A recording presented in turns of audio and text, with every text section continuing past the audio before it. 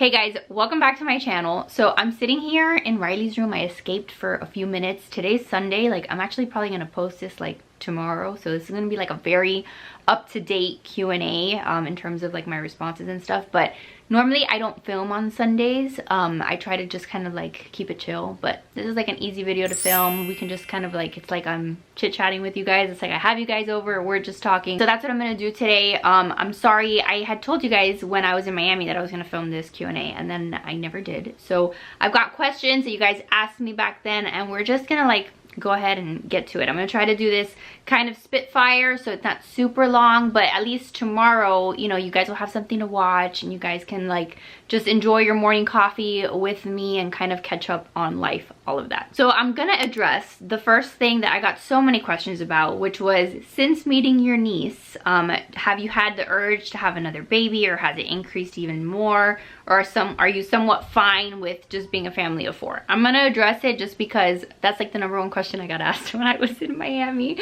So first of all, Everly is adorable, and I'm so happy for my sister that, you know, she is a new mom, and I am obsessed. Everly is so cute. I will tell you, there was a time when I was holding Everly, like my sister like was doing something, so I was holding her and she was sleeping. Everly was sleeping on me, and in that moment she looked so cute, and I think I was like about to get my period. I don't know what the heck was happening, but I started crying. Okay, legit just was looking at her sweet little face, started crying because she was so little, and like, I don't know, like all the emotions of like, my kids are big now, like they're not gonna be this little again, you know, like all the things. So I had that experience with Everly, but then I also had the experience of like seeing my sister struggling with like a screaming child and like the not sleeping very good. So I kind of got both, right? So in the moments of obviously my sister going through a hard time, I was like, yeah, at least I don't have to deal with that right now. And then of course, then I had the other side where, you know, it was so cute to see this tiny little baby. So the only way that I can answer this question, honestly, is like, I don't think my feelings on this have really changed. I've addressed this a million times at this point, where Joe and I stand on having another baby. Right now, that's not in the plans. Right now we are content with being a family of 4.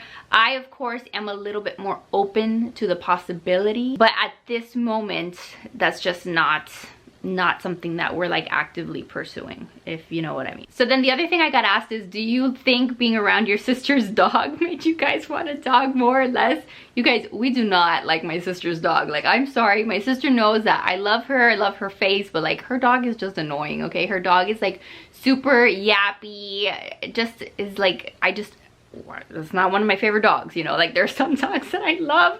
Ryder, unfortunately, like, again, I don't wish anything bad on him, it's just he's not like one of my favorite dogs. So if I was basing my decision on having a dog based on Ryder, we would not have a dog anytime soon, which, I mean, right now we don't have any plans of getting a dog, because I know other people have asked me still on Instagram, like, are you getting a dog, are you getting a cat? We're still not actively like looking to get a dog. Again, a dog is a huge commitment, and right now I'm trying to focus on Riley and Jackson and homeschooling and like things like that. You guys have seen all the things that I'm doing lately. I'm cooking, I'm baking, I'm making bread. Now I'm trying to garden, like you guys are gonna see soon if you don't follow me on Instagram. We went to Home Depot this weekend, and I finally got my strawberry plants. So I got those. I got some flowers to put in the backyard. Like, I have a lot of interest lately, and it's so exciting. And like, I just feel like there's a lot of growth happening, and a lot of like just expanding my skill sets and like capacity to do certain things, like things that I would have never thought I'd do in a million years, which I'm just like very excited about and very happy about. But like, having a dog would take up a lot of that time, especially like if you get like a small dog, you got to train the dog. It's just not right now. Eventually one day, yes. And had we moved down to Miami now, like had we started and gotten settled and, you know, gotten a house down there and been situated, then perhaps we would have gotten a dog much sooner, because I think I keep telling myself, like, once we're more in our like forever place, that's where when we're gonna look to add a pet to the family. Now if we end up being told like, hey, you're gonna have to stay up here for another like 3+ years, which God knows, like, please don't let that happen, because that's not what I want. I mean, maybe that's what he wants, but we all know that that's not what I want. If it's gonna be like a longer time that we're here, then maybe we'll go ahead and look for a dog. But I'm thinking that if we just have to be up here for another year or so, we'll just wait until we get back down to Miami before getting a pet, before getting a dog, because then when we travel down to see my parents and stuff, we'll have to board the dog and deal with, you know, if we're traveling, who stays with the dog, all of that. And right now I don't kind of really want to have to deal with that. Okay, so questions about Riley and Jackson's quiet time. So what do Jackson and Riley do during their quiet time? How did you start it? Was it difficult? Please share. So right now Jackson still, thank the Lord, takes one nap a day. Okay, he takes a nap like around 1:30 in the afternoon. Sometimes it's like an hour. Occasionally he'll do like an hour and a half or 2 hours, and that's it. So that is the one time of day that I have like a chance to like do nothing. Only problem is that Riley, for the longest time, and I can't even remember exactly when she stopped napping, but Riley doesn't take a nap. Like Riley doesn't go to her room and just fall asleep and take a nap. So what we do over here, and again, that's not gonna work for everybody, but this is what we do, right? We put her in her room and we give her her iPad, and that's the only time of the day when she gets her iPad. So throughout the day, she's not like playing with her iPad. This is like the special thing that she gets during quiet time for that hour or however long it is that Jackson is sleeping for.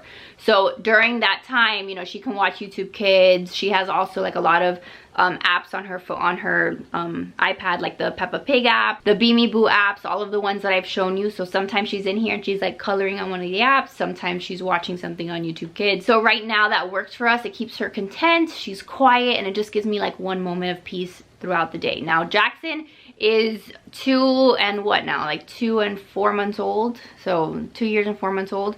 Pretty soon he'll probably stop napping, right? So at that point, if he also stops napping, then we'll kind of do the same thing where we keep him in his room at one point in the day, and maybe we'll try to give him books first. If books doesn't work, then we'll give him his iPad too. But I need at least like an hour a day of just, you know, I can do my own things, I can decompress, otherwise I'd be crazy. So how long is your sister staying at your mom's house? A lot of y'all are nosy about my sister, and like that's fine. I love the fact that so many of you guys are invested in her and her life and her new baby, all of that. It makes me super happy. But I also like, it's her life, right? It's not my life. So like, how much do I share about her life? Like, you know, that's for her to share. But I have told you guys that right now she's staying at my mom's house because her husband is in medical school. So that's what her husband does. He's in medical school, so he travels a lot. He's doing like his rotations or whatever. I know nothing about medical school, but I know that he's doing a lot of traveling. So with her having a newborn, she didn't want to like be home by herself, having to do all of that on her own. So, you know, it seems that what made the most sense was for her to be with my parents, where she at least has a bit of a support system. How long that's gonna be, I don't know, but right now, like my sister, all of her things, like the baby's things right now, they are at my parents' house, which is great because now every time we go visit, we get to see all of them. So I, you know, selfishly appreciate that. And I'm so glad that we got to spend that time with all of them when we were just there. This is one of the most random questions I've ever been asked, but have you ever looked into birth order for siblings? Like the oldest is the most responsible, the middle is the wild child, the youngest is is typically like the spoiled one. Is it true for you and your siblings? I don't know. I honestly, like, I am the oldest. So I'm the oldest child. Then my sister is 2 years younger than me. And then my brother is 9 years younger than me. So there's like a big gap between my brother and I. But would I say I'm the most responsible? I think I'm the most responsible. I feel like I've always been like the mother hen. Even like when I, you know, like in my friends groups and stuff, like I've always been like the old lady, grandma, mother hen. I don't know if any of you guys are like that also, like in your friends groups. So I think that maybe does come from being the oldest sibling. I definitely see myself as like feeling like responsible for other people, and you know, I was very bossy as a kid, like all of those things. I'm pretty sure that has to do with birth order. So have you thought about getting a personal assistant to help reduce your workload possibly in the future?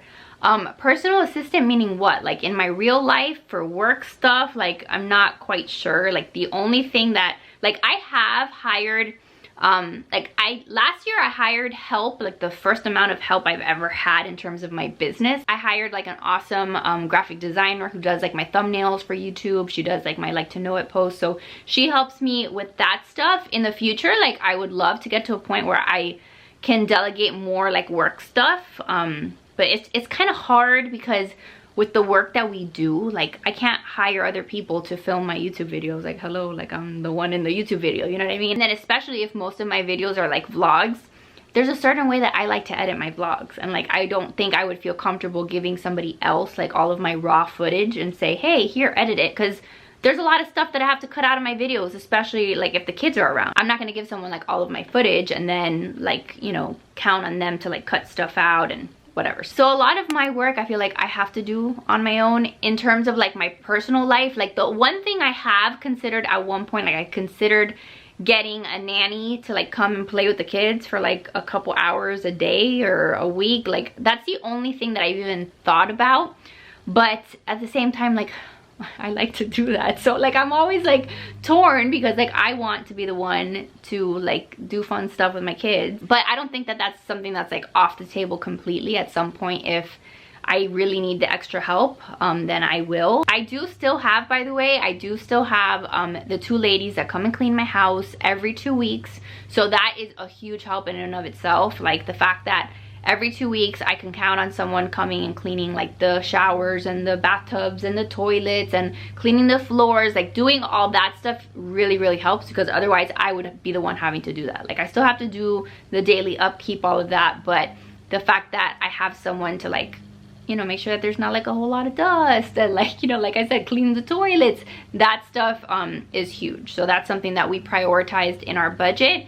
Maybe one day, like if we ever move down to Miami, you guys, I don't think you understand, like my entire lifestyle will change if I ever move back down to Miami, because our mortgage will be like at least like 3 times what it is now. And that's not even like an exaggeration, that's not like a lie. This house that we're living in right now, we bought it, I shared with you like how much we paid for it. We paid like in the 3s for this house, like $300-something thousand for this house. It's a 4-bedroom, 2.5 bathroom house.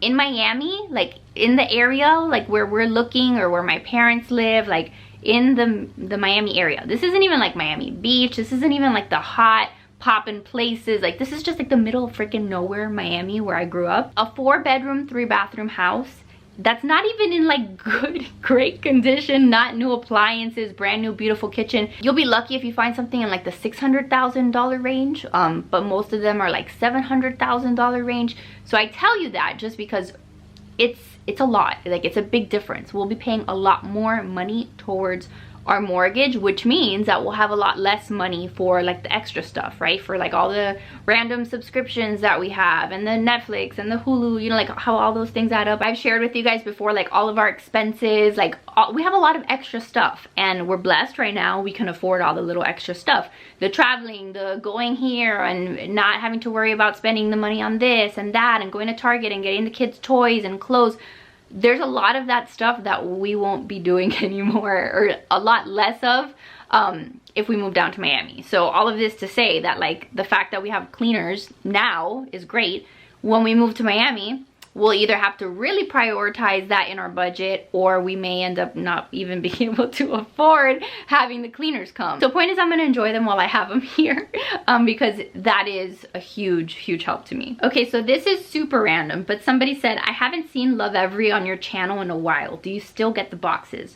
So the reason why you haven't seen Love Every on my channel as much as you used to is because I started working with KiwiCo, and KiwiCo is a competitor of Love Every. So when you work with certain companies, like you have to, you know, sometimes there's like no compete clauses, right? Where you're not gonna be talking about their product and then the next day start talking about their competitor. So like that's one of the reasons why you haven't seen me like do a video on Love Every. Plus, like Love Every used to send me those boxes because I would like request them for PR or whatever, and then they'd send them to me, and then I'd share about them, talk about them, all of that. So I wasn't able to do that since I've been working with KiwiCo. But I will tell you that I think that Love Every is still an awesome company. My sister actually got the boxes for Everly. Like those are the only toys that my sister's like getting for Everly right now. So she has like the subscription with Love Every. She actually just got some new toys the other day, and she was showing me them on FaceTime.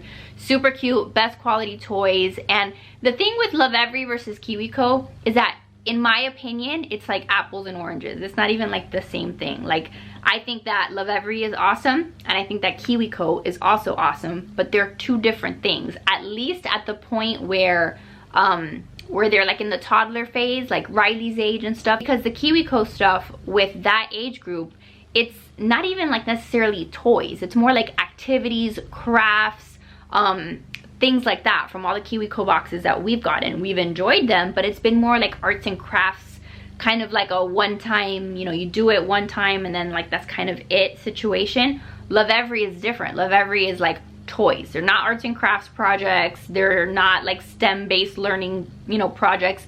They're like Montessori toys. So they're two different things, but I think that they both serve an awesome purpose. Love Every toys are fantastic. They last a long time. The quality is great. The KiwiCo boxes are like more of like that hands-on, fun mommy and me time, like when I do the projects with Riley. So I like them both. I haven't had a bad experience with either of them. They're at different price points, I believe. So like Love Every is a lot more expensive every month, but it's because you're getting like a box of like wooden Montessori toys. I actually just did a toy rotation that I'll probably show you like in another video or here in like the next vlog that I do. But I took some of their toys from the basement and rearranged them upstairs in like the little cube. And one of the things that I did bring out was their Love Every, I forgot what you would call it. It was like their block set, which was one of the best toys that the kids have ever had. It's super expensive. It's like 90 bucks, but it serves as like blocks because like they're wooden blocks. They have like wooden little people. It's a shape sorter, all kinds of things that you can do with that freaking toy. It's one of the best things. Like if you want to get like your kid like one thing, like they will have so much fun playing with it. So that's like the tea on Love Every. I love them both still. It's just that I was working like, you know, with contracts and, you know, monetary exchanges with KiwiCo. So I wasn't like actively saying, hey, look, also look at Love Every, because, you know, like sometimes you just can't do that. So what is your getting ready morning routine on a day when it's just you and the kids at home? Do you shower in the morning or just keep it simple and get dressed quickly? I hardly ever shower in the morning, you guys. Like, are you morning shower people? Because I am not. Like, I don't exercise in the morning. I mean, I hardly ever exercise, but definitely not in the morning. So it's not like I'm sweaty and stuff and then take a shower. I usually shower at night, and then that way in the morning I'm, you know, I mean, I'm pretty clean. I've just been sleeping in the bed. And then depending on like how the kids wake up, if they wake up in a terrible mood or I'm just like not even feeling like getting dressed, and I put on my robe or I throw on my, you know, I stay in my pajamas, whatever, go downstairs, and then at some point later on in the day we'll come back upstairs and I'll you know, like put on a little bit of makeup if I want to that day. If I don't, then I don't. But if I am planning on getting ready like first thing in the morning, then I just bring the kids into my room and like I put something on the TV, and while they're like jumping on my bed watching TV, I'm like trying to like brush my hair and just trying to put on very light makeup. I never wear a ton of makeup. It's not like I'm doing like eyeshadow looks or anything like that. So it takes me, like, especially if I'm not filming it, it takes me 5 minutes to do my makeup. We actually went to church today, and like my hair is a disaster. Like my hair is a disaster. Hasn't been brushed in days. Like it was looking bad. So at first I was like, oh, I'm gonna curl my whole hair, and then I didn't have time for that because we were rushing to get to church like always. So I was like, you know what, I'm just gonna put it in a low bun, which I did, and then I took like just these two little pieces, and then I took my straight iron and I just curled these two little pieces, and that was it. It took me like 1.5 minutes to do my hair, and you know what, it still looks like at least I tried a little bit. So since I'm doing a Q&A right now, let's just do this one. At the time when this was asked, my response would have been very different. So let's just chat about it for a second. So this person asked, next Disney trip. Your Disney vlogs are my favorite. My Disney vlogs are my favorite too. I love going to Disney.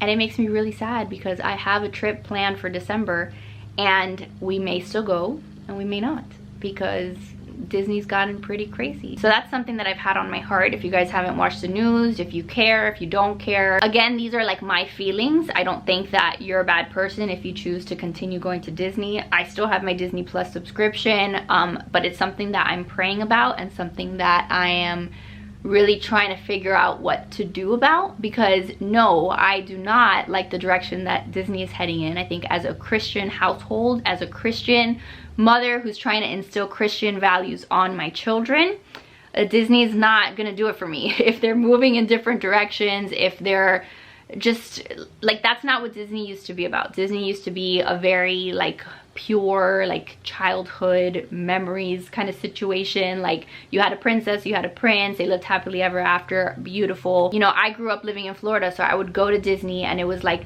this awesome family time, just like pure childhood memories. Like that's what I think of as in terms of like Disney, and that's what I want for my kids. That's what I've always wanted for my kids, to just make family memories and like just have it be just, I don't know, something that represents like innocence and childhood, like all of the good things, right? So I'm trying to still decide, like, can Disney still represent that?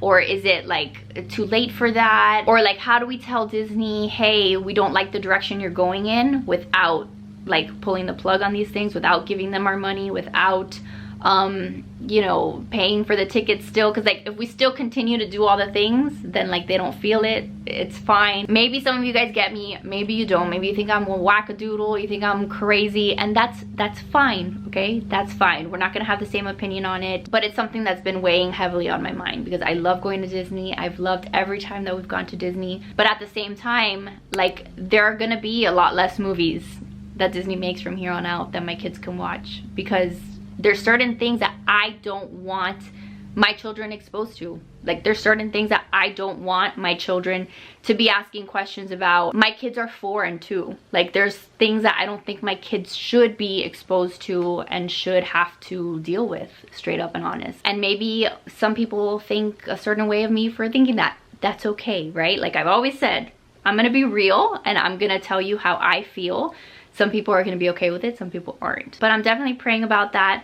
I hope that maybe they get the message that that's not the direction that most parents want. I don't know, maybe they'll get the hint, whatever. That's all I'm going to say about it. But we had a trip planned in December. Will that happen? I don't know, honestly, straight up. It's really like a 50-50 situation right now. So switching gears completely, somebody said, how did your parents meet? They're so sweet. My parents were high school sweethearts. They met in high school. I think my dad was 2 years older. So I think when they first met, like my dad was a senior, she was a junior.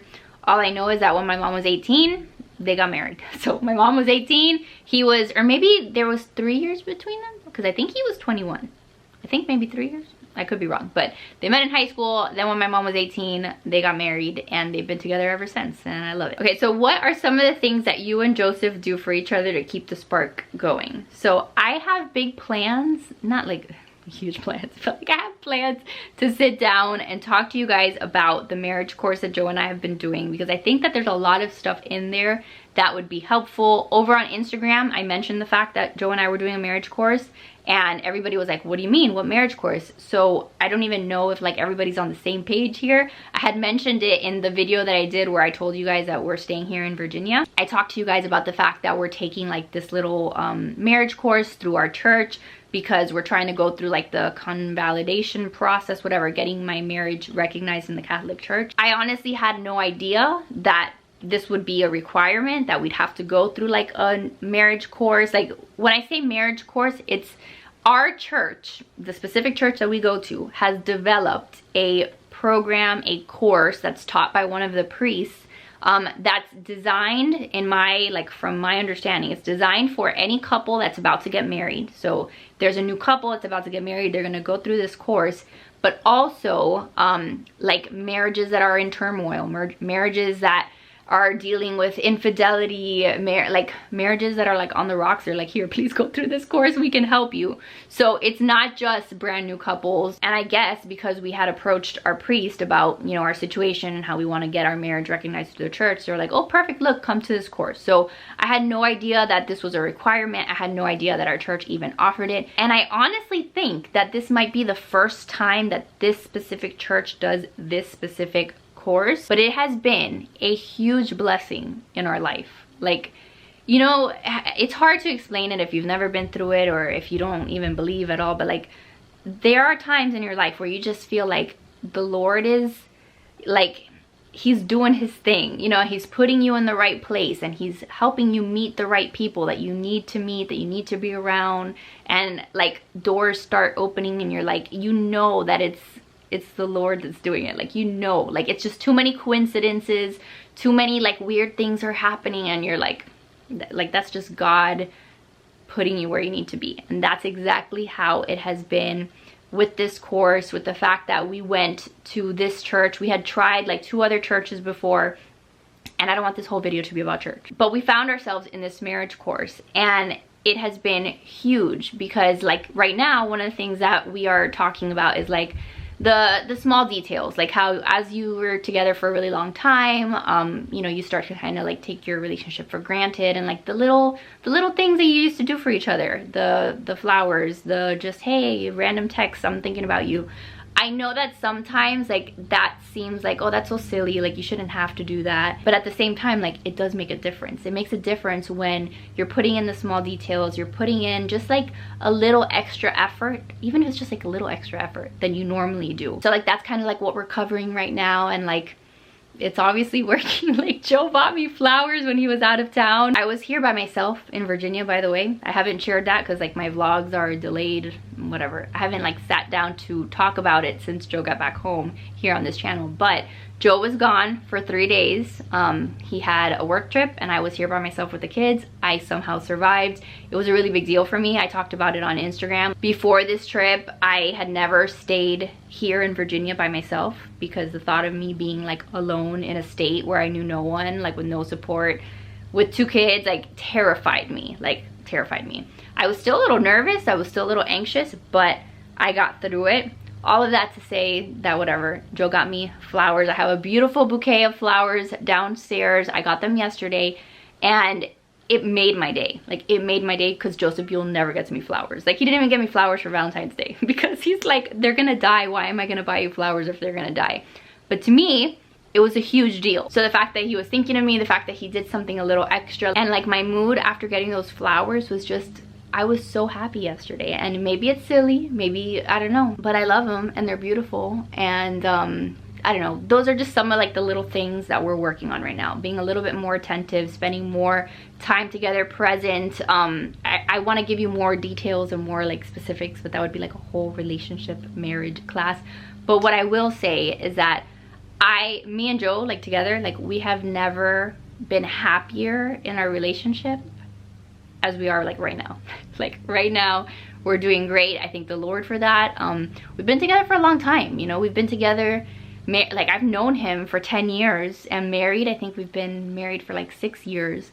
And you know, after some time, like stuff gets, you know, a little boring, a little bit monotonous, and you have your highs, you have your lows. But right now we are definitely in a high and I'm super happy about it. Okay, so I'm gonna answer a couple more and then we'll call it quits on this video because I know that it's getting a little bit long and I wanted to keep this kind of short. But what do you do on days where you feel burnt out and you can tell that you're not being fully there for your kids? New mom of 1 over here who just feels like every day is Groundhog Day.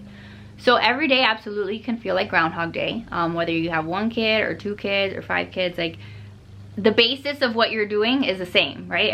You're waking up, you're getting clothes on, you're going downstairs, you're feeding the kids, you're feeding them food that they're probably not even gonna freaking eat. You're cleaning up after that mess. Whether or not it was eaten, you're playing with them, they're playing with toys, they're making a mess, you're cleaning up the mess, you're making them lunch, the same thing. You clean up the lunch, you play some more, you put them down for naps, you change a diaper, you change 5 more diapers. Like a lot of it is like the same every day. So don't feel bad if sometimes you have days where you're like, what on earth am I doing? Like this is the most boring crap of my life. Because I definitely, like, I love my life, I love my kids, and I feel like I was made to be home with them. Even I still have moments where I'm like, this is ridiculous, what am I doing? And in those moments I really have to remind myself, like, what is the purpose of what I'm doing? It's not just that I'm changing a diaper, it's not just that I'm feeding them food that they're gonna throw on the floor. Like, there's purpose to what I'm doing. I am shaping the future. I am shaping the minds of the future generation. You know, like, you have to get really deep, and I know that that sounds so corny, but sometimes you really have to get like to the root of what it is that you're doing so that it can inspire you again. You can be like, okay, it is more important. You know, it is more than just cleaning diapers and more than just feeding food. Like, at its core, what are you doing? You are, you know, showing love to your children. You are raising them to be kind-hearted humans. You are showing them that their mom loves them, that they have a strong support system, like, so that they can make great choices in the future. Like, all of those things. I sometimes just have to sit back and remember, like, and think about it often. Like, if you need to, like, write it on a sticky note, put it on your freaking mirror, put it in the freaking pantry since you're going in there to get snacks 500 times a day, like somewhere where you can remember it often, you know what I mean? And then yes, sometimes like at the end of the day or in the middle of the day, you're like burnt out and fried, and I have to remind myself that like just because I had one bad day, it doesn't mean that every other day is going to be bad, and it doesn't even mean that that day itself is bad. It just means that I'm fried, like I'm burnt to a crisp, I'm fried, and you know what, tomorrow I can try again, or I can try to do things better like the rest of the night.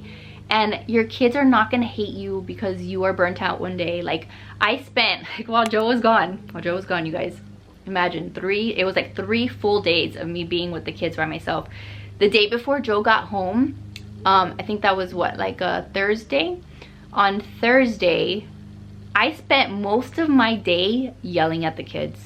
And I know that you guys don't see it often, right? Because I edit my vlogs, so you don't see that footage. But I spent the entire day, like pretty much the entire day, yelling at them because they wouldn't listen. They were fighting, they were screaming, they were not on good behavior. And I found myself just yelling, and I didn't like it, didn't feel good. At the end of the day, I was like, man, I spent the whole day yelling. But you know what, the next day, the kids were still happy and still loved me and still gave me kisses and gave me hugs, and like, they don't really hold that against you, you know what I mean? So if they give you grace, if God gives you grace, then give yourself some grace, you know, and just know that you are doing your best. Like I always say, like, you're doing your best, and now you keep going, you know, like don't get stuck on that one moment. You just pick yourself back up and you're like, what can I do better? What do I need to do right now? And like, just don't get too hung up on it. Okay, so I'm gonna end my video on this question. So this person said that there are so many YouTubers that are changing or evolving to be business owners or whatnot.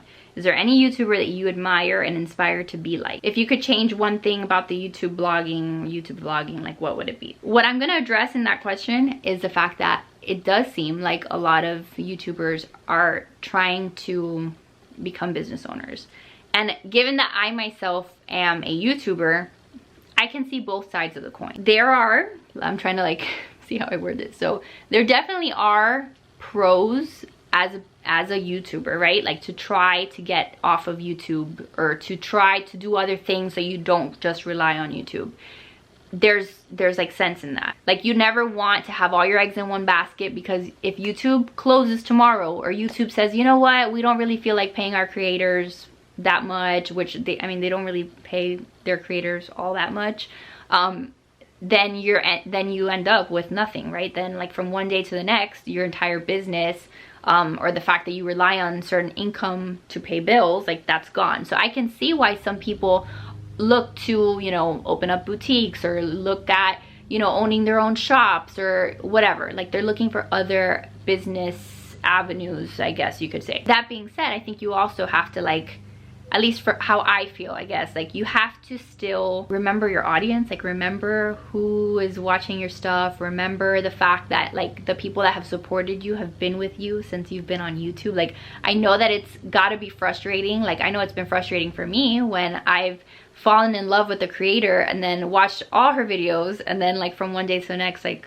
there's no more videos, right? And I get it, like people have to do what's right for them and right for their family, but like it kind of sucks, you know, like I guess. Like I definitely have had times where I have thought like, okay, I have been on YouTube, what can I do next? Or what could be like the next phase of my business? Or like, how do I see more growth, right? Like how do I get from X amount of dollars to another X amount of dollars, right? Like those are all things you think of when you own your own business and when you're trying to grow. But for me, I've had to also realize like I'm at a certain stage in my life right now, and I've had to figure out what makes sense for my family and for me in this present moment. Like could I've said it before, like could I open up my own boutique, right? Like sure, I could, but then what would my life look like if I opened up my own boutique? Then I would be working a lot more, doing stuff, fulfillment, doing, you know, placing orders and buying wholesale stuff. Like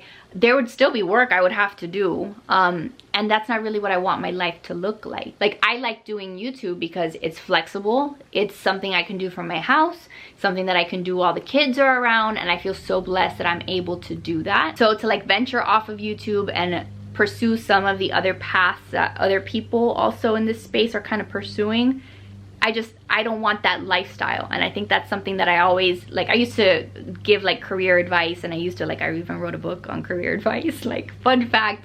But when I was in that space, that used to be like my number one piece of advice that I would give, like, especially like young people when they're trying to figure out what they want to do. Like, it's not so much what it is that you want to do, it's what do you want your life to look like. Like, what does it look like to have that job? Does it mean that you're working early hours, long hours? Do you have flexibility, work from home options? Like, what do you want your lifestyle to look like? So all of that to say, like, the people that I've most admired are people that have, like, looked at their lives and their families and really reflected on that, and like done what they need to do so that they can spend the most time together, and like what works best for their family. I think it's great to be ambitious. I think it's great to have dreams and to have goals, but I also think that it's important that you're still, especially when your kids are little, that you're spending time with them, that you're finding ways to be around them, and that you're not just like purposely trading that for a crap ton of money. You know what I mean? And I mean, I'm sorry if that offends anyone, but like, I think that there's nothing more important than spending that quality time with your kids. So people that prioritize family and prioritize their kids, for me, those are the people that I most aspire to be kind of like. And, you know, I try to take, you know, insight from them and how they do things. And then I know that there's more questions. I hope that I can get to them in the near future. But I'm gonna end this video here, you guys, so that I can go downstairs because Joe's been with them, and like I said, it's Sunday. I try to just kind of take it easy on Sundays, but I will edit this video later when the kids go to bed so that I can have it up tomorrow. Something else I want to do for you guys, that I have in the works that I would like to get out for you guys, is I want to do a Q&A video like this that's just about like social media, YouTube world, influencer world. So if you guys have any questions about anything like that, leave them down below in the comments so I can get to them. I can like write them or put them in an Excel spreadsheet so that I can pull them up when I do that video. So anything you want to know, nothing's off limits. You guys know that I try to give you as much information as I can. And yeah, so if you want to be nosy, anything you want to know, let me know down below. So that is it. I freaking love your faces. Thank you for being here. Make sure to give this video a big thumbs up if you enjoyed it. Subscribe if you're new, and I will see you guys in the next one. Bye, guys.